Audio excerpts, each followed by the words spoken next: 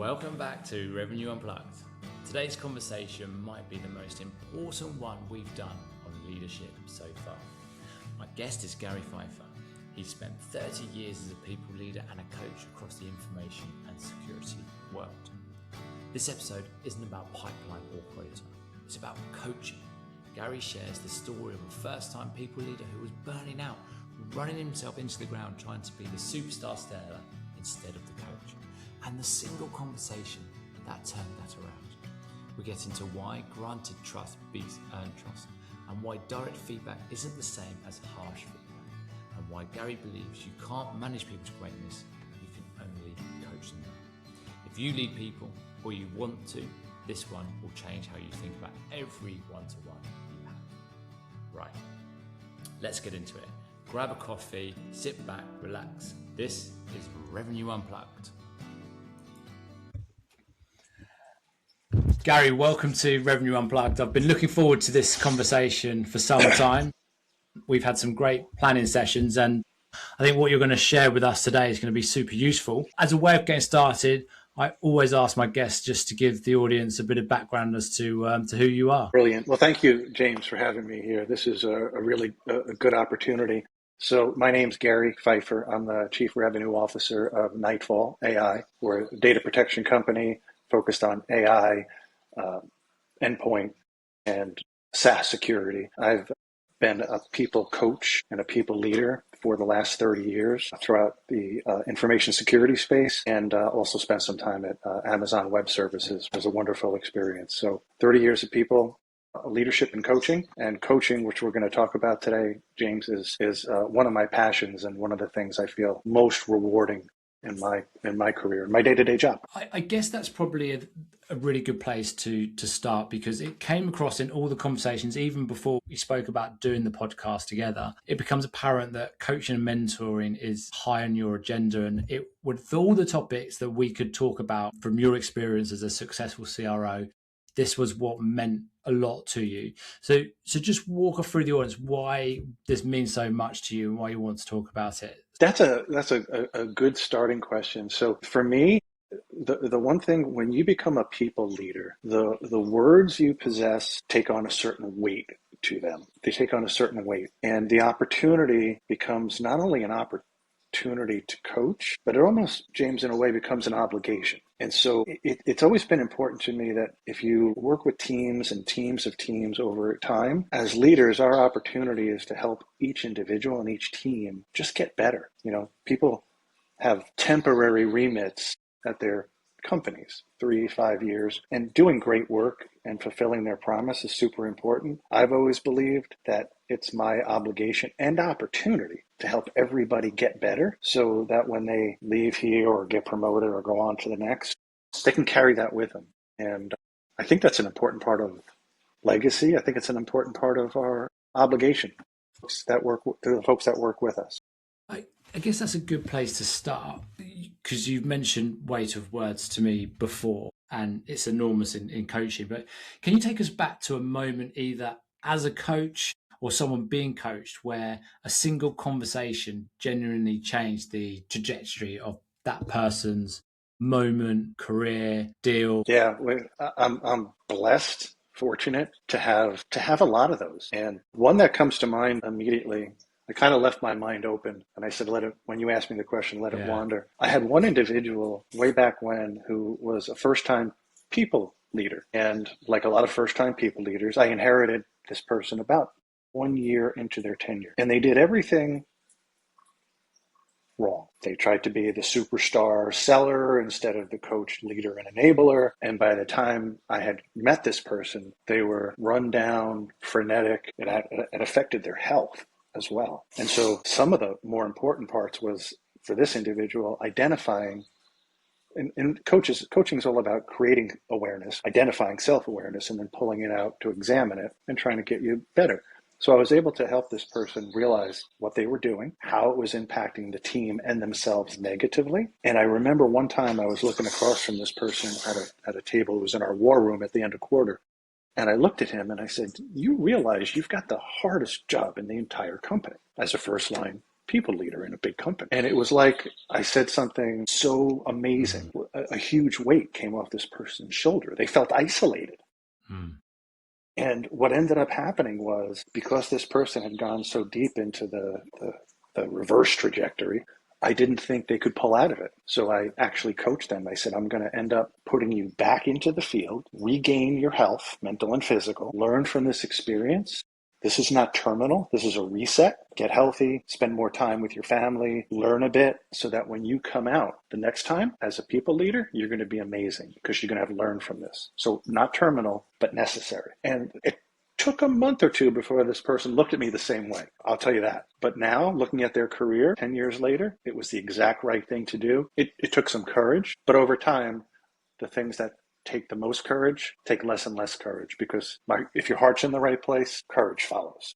That's a really interesting story. Thank you for sharing that. Why did you feel that was the right course of action to take? So here's where coaching mixes in with the math and the business. I cared about this person. I got to meet them, had dinner with the individual, his wife, my wife. So there was a relationship there. I really liked this person. I respected their talent. I also had to make the determination, James, that if they accepted my coaching, they were going to go on to a great career. If they didn't, I had to make a different change, and one that I didn't wish to make, but would have had to occur if this didn't go right. So it added a little urgency and a little temperature to the conversation, but at the end of the day, the outcome was right. And like I said, I think if your heart's in the right place, and at that time mine was, then I think you're going to get the right outcome, because your authenticity, your sincerity will come across, and the person can listen to pretty tough stuff, but in a non-defensive way. And I think creating that safe opportunity to have a good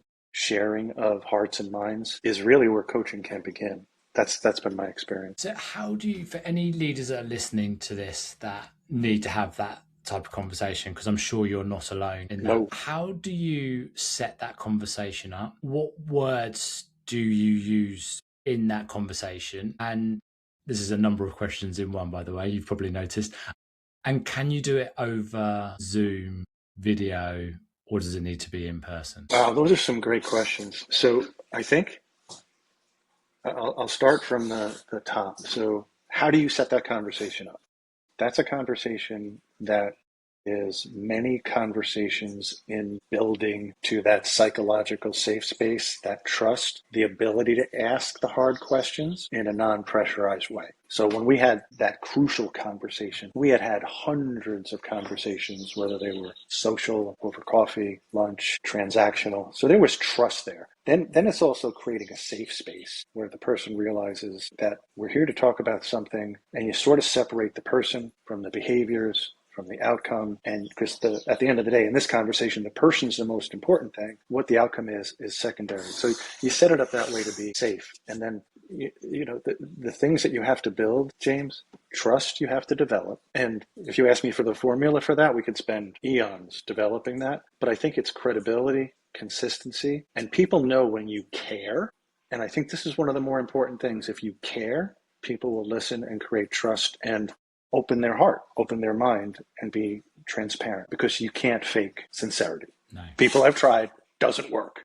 So if people feel like you care and you're sincere, you can make some magical things happen, and you can really help people's careers. You can help them in bad times, and then you can help them accelerate in great times. But you've got to create those. You got to create the trust, you got to create the opportunity, and you've got to put them in a safe space where they realize that you're here to help them get better. And most people realize, James, when they're in a great spot, and they feel it, they also realize when they're in a not good spot and they want help. You just have to give it to them in the right way that they can digest to help them get better. But I think everybody wants to get better. They want the validation of the great things they do, and they want to be better. Like any athlete, like any student, they want to be their best. So if you can get across to them that's why you're there, and there's no or else, then you can have some magical conversations. You can really make a difference. Do you find the need in those situations to be quite direct with your language so that there's no misunderstanding?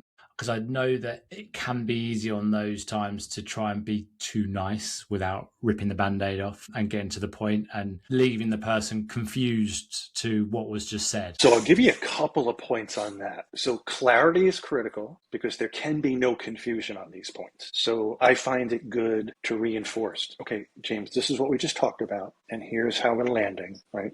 And that sort of thing. I think that is super important. Most people, though, so I've been, I grew up as an athlete, now I'm a coach. Most people, when you ask them, hey, James, how would you like me to give you feedback? 9 out of 10 say, oh, I want it direct. Just give it to me. And when they say it, they mean it, but in reality, they don't. So sometimes direct feedback can really shake somebody. And most time feedback, again, it's the weight of your words. So I can through one haphazard remark, one sarcastic joke, throw a brick at somebody that lands. And it's going to harm them, maybe for a period of time, maybe for the duration of our relationship. But I also have the ability to hand them something equally heavy and good. And I can send them home flying and accelerate them and make them feel wonderful. So I think for each person, it's a little different. I think it's established through the course of your trust building. You have to be direct, but direct doesn't mean crappy.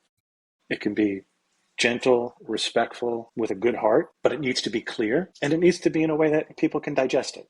And James, as many different humans as there are, that's how many different ways of having the conversation there are. But ultimately, to your point, nobody can leave that conversation unclear as to what you're doing, why you're doing it, how it's going to happen.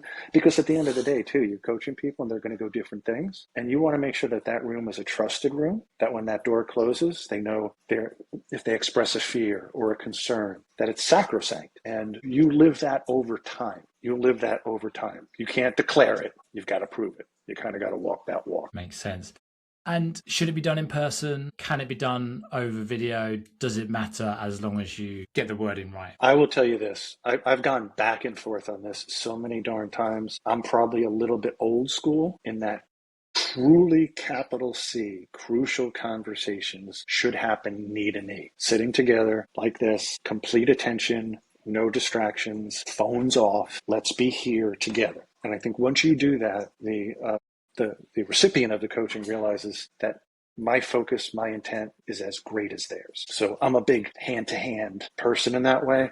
I like it better because you can feel the vibrations, you can feel the goodness, you can feel the anxiety, you can feel when the temperature's rising, and you can modulate. It's a little harder over Zoom. And over Zoom, you never actually know when the person hits the close button, are they okay? Or have you altered them differently? So in this day and age with more remote, I think you have to get more comfortable coaching critical things. And I have over time, but it's been a reluctant development for me because I'm like, God, I'd really rather be face to face, but I can't wait. I can't wait a month. And other times I've said, you know what, this conversation can wait a month because we've got to be here. So I go back and forth on it. Can it be done? Yes, it's better face to face. But that's one, I think that would make a great conversation because the ability to give great coaching over Zoom, I think is more and more a necessity. And I've taken up to it. But I think when you get to that top 10% of cruciality where the sentiment is high and the stakes are high, it's got to be face to face. That's my opinion. Yeah. I would be on that side of the fence as well. I think you can do great coaching over video call, but it comes to those types of conversations, the arm around the shoulder, it needs to be face to face. There is so many things great leaders do, picking up on body language, the feeling in the room, which you just can't get over video. And also you will learn more and get more out of the person you've just spoken to once the conversation's finished. And you can put your arm around that person and say, by the way, I've got you. This is where we are. I've got your back. We're going to do this as you're walking away. And you can also pick up later on something, right, you can have another conversation. You're right, with Zoom, conversation ends. They're in a bad place. What could they do next? Recruiter message them. Next thing they know, they're having a conversation there because it's such challenge. So I think, look, so much can be done over video, and I think it should be. But those types of conversations are an in-person physical conversation if you want to get the best response. Well, and I'll add something to that, James. I think there's opportunities where if you and I had a real heart-to-heart and you were giving me some really rich coaching and it was meaningful, it was impactful, it was intended to be, we could have the follow-up conversation on Zoom. We can do the check-ins on Zoom. We can do the how you doing on Zoom. But that first bit, nothing changes that tangible, fungible, just nothing. And it's the same. I would almost say it translates the same way with customers, over Zoom. We can have great conversations, but are you getting that walking into the meeting, hey, heads up about this, or walking out of the meeting, watch out for this? Not as much.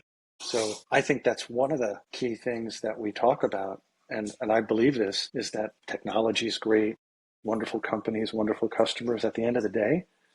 And I think it started a little bit with COVID, James. Customer relationships and trust is always the number one thing, more than technology, ever. Technology changes. One day you have advantage, one day you don't. But the way you treat your employees and the way you support your customers never changes.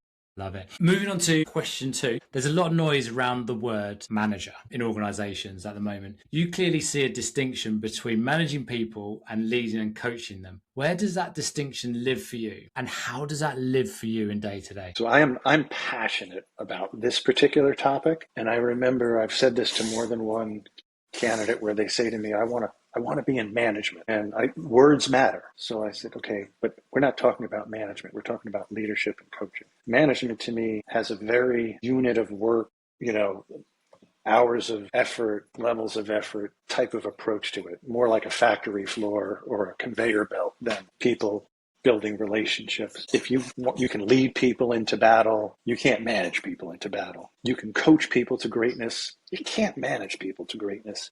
So what I can tell people, and this goes toward the conversation about motivation, I can inspire people over time by doing the right thing consistently. Can I motivate you, James? I might be able to give you a great speech and you'll get a hit of dopamine and it'll last you for 120 seconds, maybe even an hour. But inspiration can last you over a long period of time. So leadership, coaching, you see it in the sports world, you see it on the global stage. Leadership and coaching will get you everywhere. Management lends to micromanagement, and the trust is lost in the management conversation, but it's built in the leadership and coaching conversation.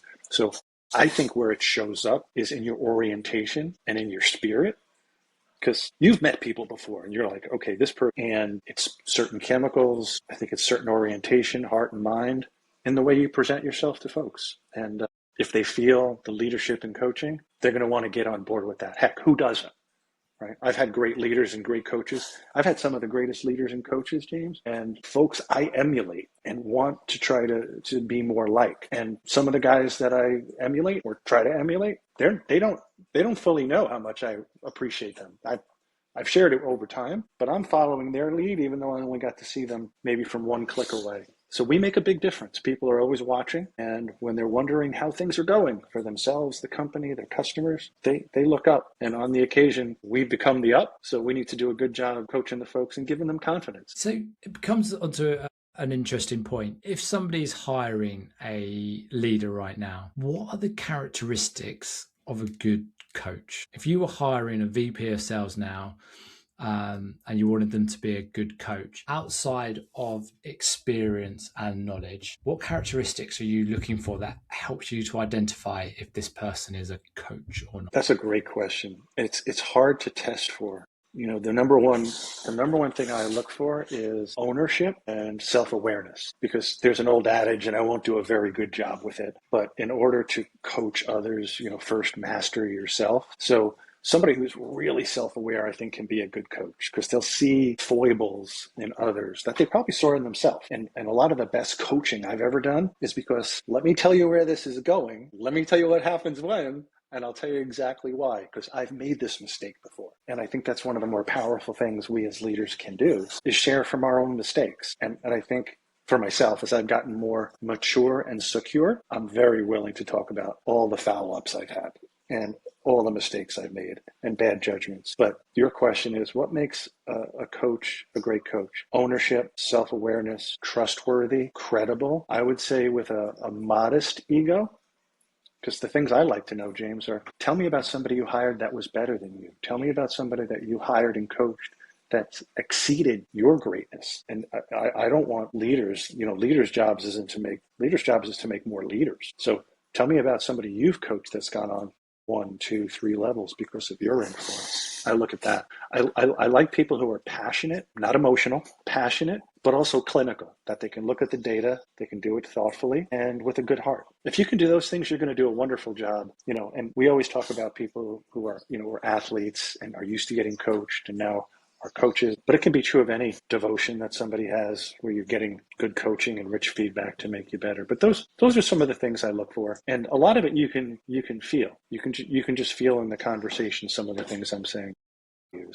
Shared values, I think, is also important to the best of our ability to tease that out. Psychological safety gets spoken about a lot at the moment, but creating that kind of environment, particularly in a remote world that we're in at the moment, is super challenging. So how do you actually build that trust with someone that tech can't develop? Well, I think, for this conversation, James, I talk in two ways with folks. I've learned something over time, and it's called permissions-based coaching. Whereas one way folks can do it is say, hey, James, I have to give you some feedback. I saw something and we need to talk. Okay. Your immediate reaction is, shoot, I must have fouled something up. Gary's going to read me the riot act, and here we come. The better answer is, James, I would love to give you some feedback. Would it be okay? Like, is now a good time? Can we set some time so I can just give you some thoughts or observations? Would that be okay? Now, you're likely to say, yes, now I have your permission.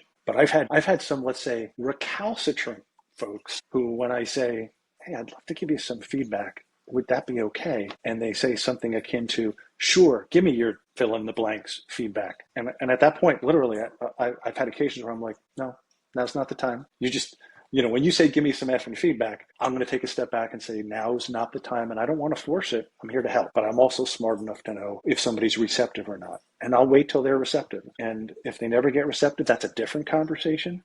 But a lot of times folks will gnash with you, but when you get them into a more comfortable place where you've built that trust, it makes for a better conversation. So stating your intentions, being consistent, setting the right example over time, recognizing and declaring that this is a closed room, this is a safe space. You can say anything. I'm here to help. Once you give that permission and once you get permission to give the feedback, you can have a wonderful conversation.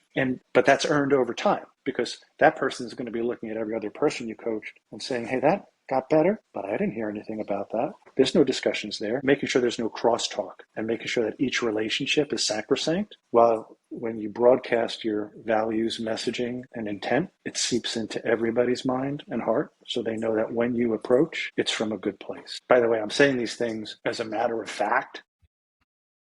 It takes time and intent, and not everybody's immediately receptive. And sometimes as you get a little more mature and secure, you learn not everybody needs to convert on day one. You convert them one at a time. And the early, I'll say, adopters are the ones that are going to get most of the benefit, and the ones that want to remain aloof, maybe less of the benefit. But that's not to castigate or criticize.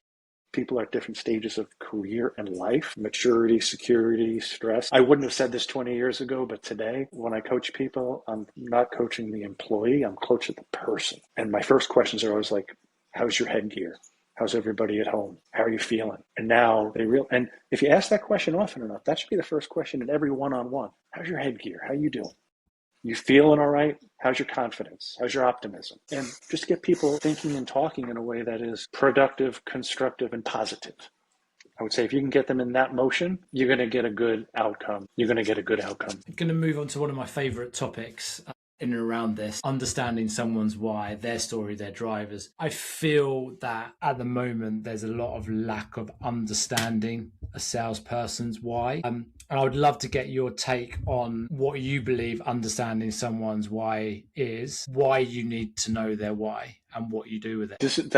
I love that question. So I have had a lot of coaching conversations with individual contributors, James, who come to me at a certain point in their career. Of course, they always say, I want to be a manager. And my question to them is always, okay, cool. Why? And you get some rotten answers. I don't want to be a seller my whole life, or I'm at a certain point in my career that I should.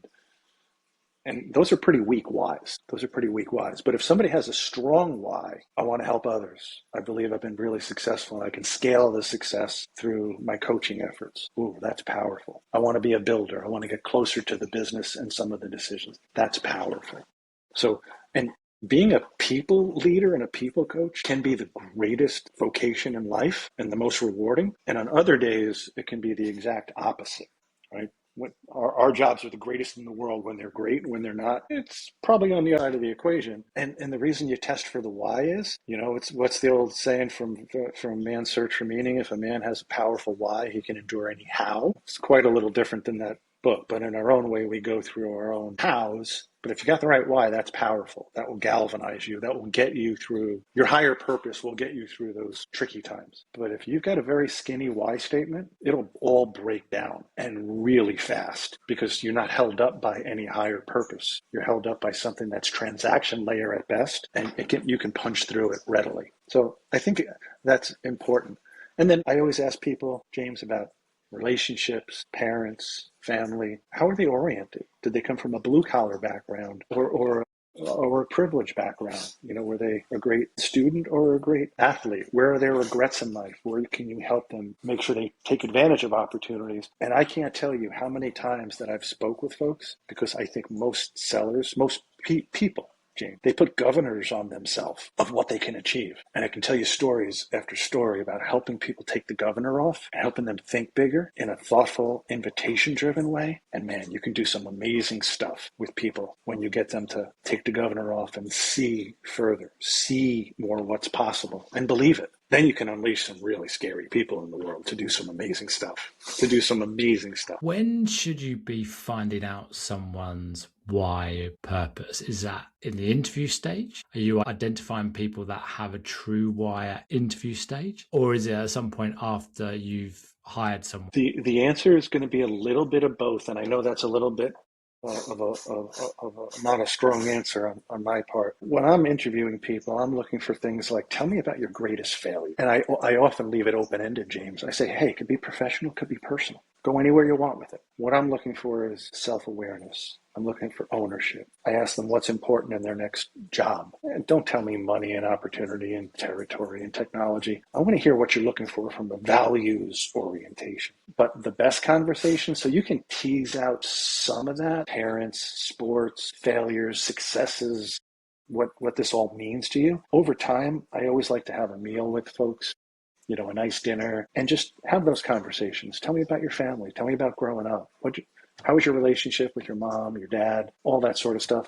Those things come through with people. They still, I think, make a big difference. I could argue with you that I think a lot of people's characters, or at least spirit, is, if not fully formed, somewhat formed by the time they're 5 years old. And now we're just developing on top of all the good things that we got from that standpoint and experiences shaping us and molding us. But all of that foundation was set. So I think the most important thing coaches, now that I think about it, can do is, when you look at somebody who's very different than you, that's okay.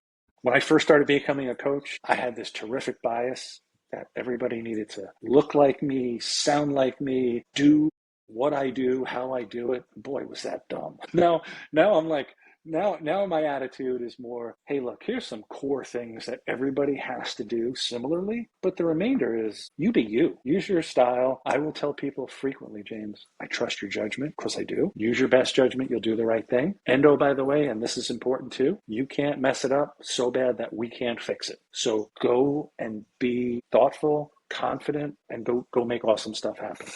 And if something doesn't go right, don't worry about it. Like, we all swing and miss. We all make an error. If it's human and you made a mistake, okay, cool. Can we be pretty sure it's not going to happen again? Why did it happen? Let's explore that.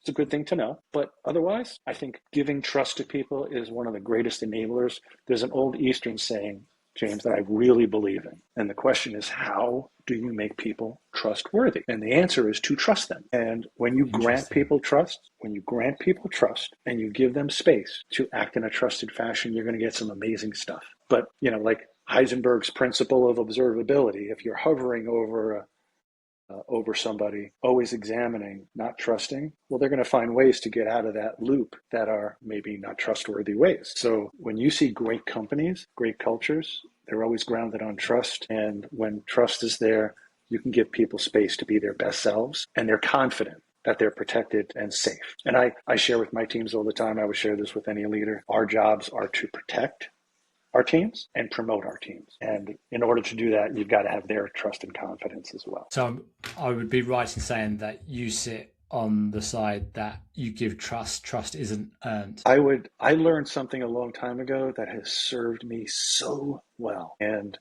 I think it's more than just a leadership mantra, James. I think it's a way of life, in that it's called granted trust. I learned this. And from the moment I started talking to you, I granted you my trust.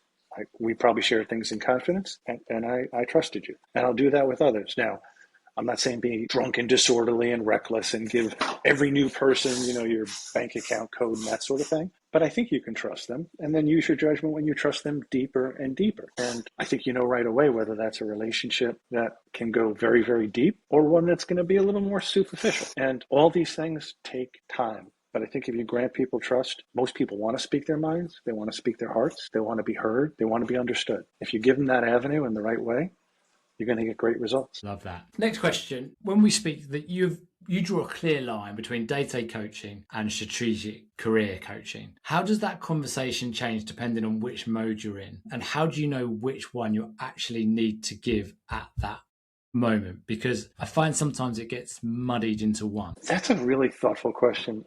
I think the tactical coaching is typically around a situation with a result, and you're trying to coach the person to get the best outcome. And those are typically tactics with some strategy embedded. Like, for example, I have a really, really talented earlier in career sales guy who works on my team. Phenomenal talent. And there's been a couple times where I've had to help him with messaging. You want to soften this message because a sharp message here will put that person in the corner. I'll soften the message and help them come out of the corner and come sit next to you. Little things like that. Tone, language, approach, strategy, when to be bold, when to be very bold. The others is more, so that could happen at a moment. You could do it over Slack, that sort of thing. I think where it gets more interesting is when you set that conversation and now you're going to sit down and talk about career coaching, and it's deliberate. I think it's intentional, and the person should come in prepared, and you should come in with some basic thoughts. Hey, I just want to evaluate performance, where you think you're awesome, and let's align on that.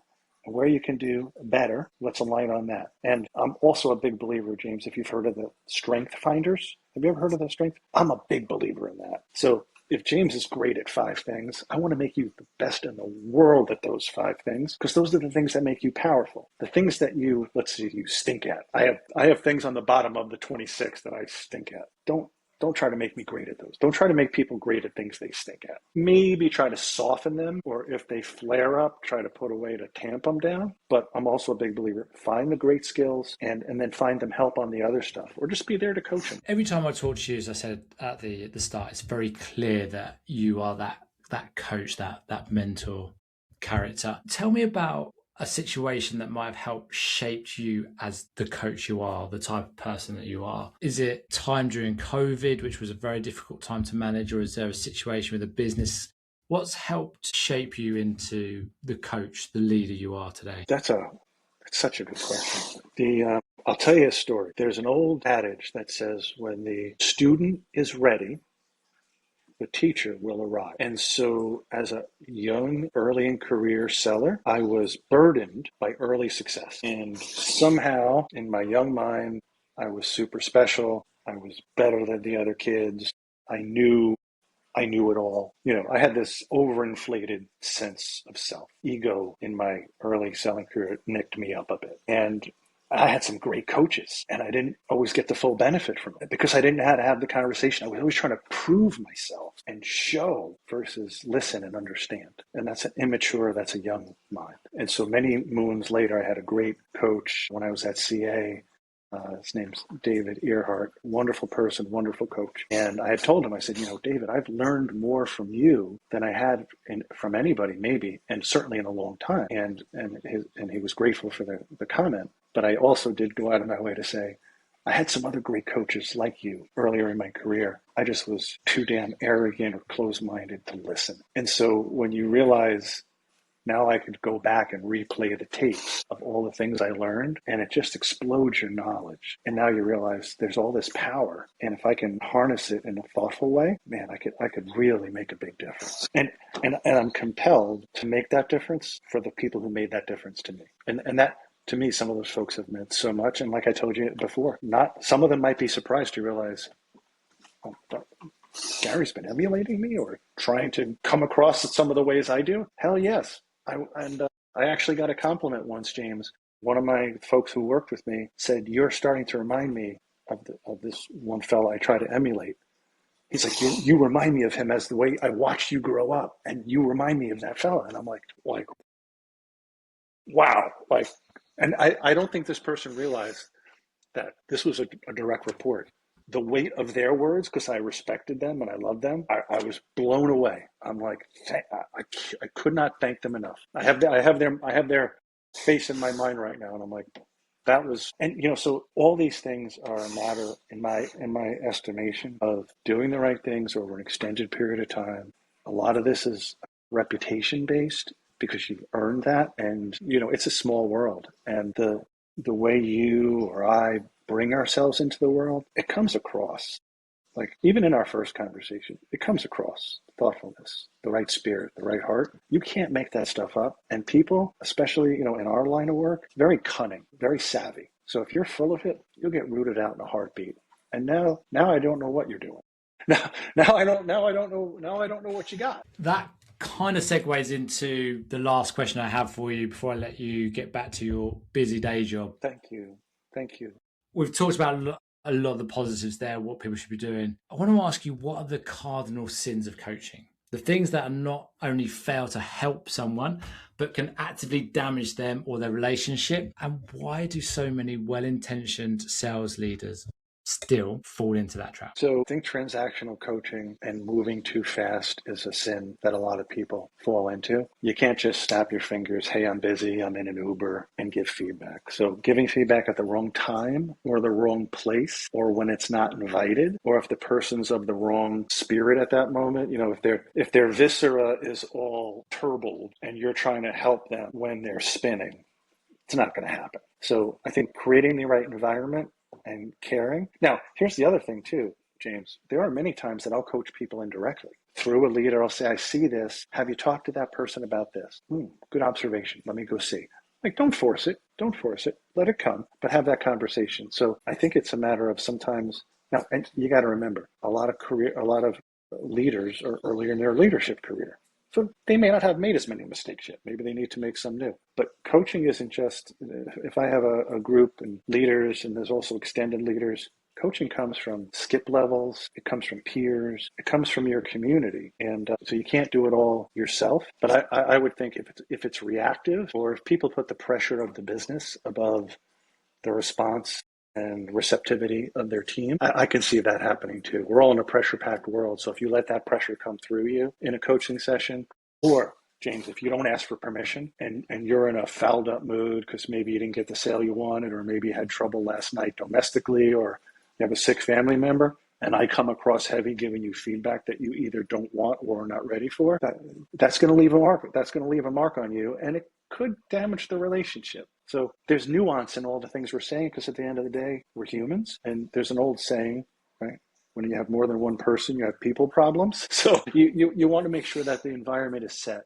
Coaching is something that's consistent, but when it matters, when there's gravity to the words, you've got to make sure you set it up right. Because there's too much at stake. There's just too much at stake. And I think when you're, especially in a senior level, the way you coach your teammates, you can coach publicly, never criticize publicly. I've seen that. And if you want to just crush somebody's heart, I've seen it. And you're just like, I just want to give that person a hug. Now, there's certain times, I've been called out publicly, but there's different levels and different expectations of what we can endure. And you need to know the difference. People in senior levels aren't just smarter, they're also a little more, hopefully, thoughtful, emotionally mature, and resilient. That's part of why we're in these roles. So I think you just have to know who the audience is. I think that makes perfect sense. I used to work in a business where the boardroom, it could get quite spicy in a certain way. And because I came from a footballing background, the dressing room was always a place where you could say what you wanted to say. And people took it that it may have been said in a fruity way, but it was meant endearingly. And you could walk out of that dressing room knowing that there wasn't a problem. I don't have a problem with that person. but words needed to be said. The challenge was the CEO knew I came from that background and knew they could be direct to me, but then couldn't be direct to other people. But then they're being direct to me in front of all the other people. And it's like, well, hold on a minute. In a football dressing room, we're all in it. We're all exchanging. But now you're coming at me, but you won't come at the person next to me because you won't get the right reaction. And then suddenly I'm not going to give you the right reaction now because you're basically singling me out, even though their best intention was to get what he thought was the right thing from me. But the audience and the timing was totally wrong. I remember this goes back to my first people leadership role, James. And I had a really nice group of peers, and I had a coach, my first boss, great guy, but super tough leader. And one time I said, hey, Bill, you treat the rest of the team like gold and you treat me like crap. Like, what gives here? And he's like, that's because you suck and they're awesome. And so therefore, and I'm like, now, did he exactly mean that? No, but I was like his kid brother who he could just beat the living shit out of, and he enjoyed it. And at the end of the day, I kind of did too, once I realized that's what it was. But I'm like, hey, and I said it all jocularly, like, hey, you beat the snot out of me. What about? He's like, that's because they're awesome and you stink. And I'm like, oh, man. And he could say it in such a way that I could receive that. I can just see him. I could hear him saying it. I'm like, all right, that's not the real reason, but I guess as far as reasons go, it's a reason we can live. Love it. Well, look, Gary, I've really enjoyed all the conversations with you. I super appreciate you taking time out to record this episode today. I think at the moment, more than ever, it's a really critical time for leaders to really understand what coaching and mentoring is and not managing. So thank you so much for stopping by and talking with us. James, thank you for the time. Thank you for the opportunity. I hope we helped somebody today, and I hope somebody picked up one or two things that were interesting to them that they could employ and help somebody on their teams as well. So thank you for the chance.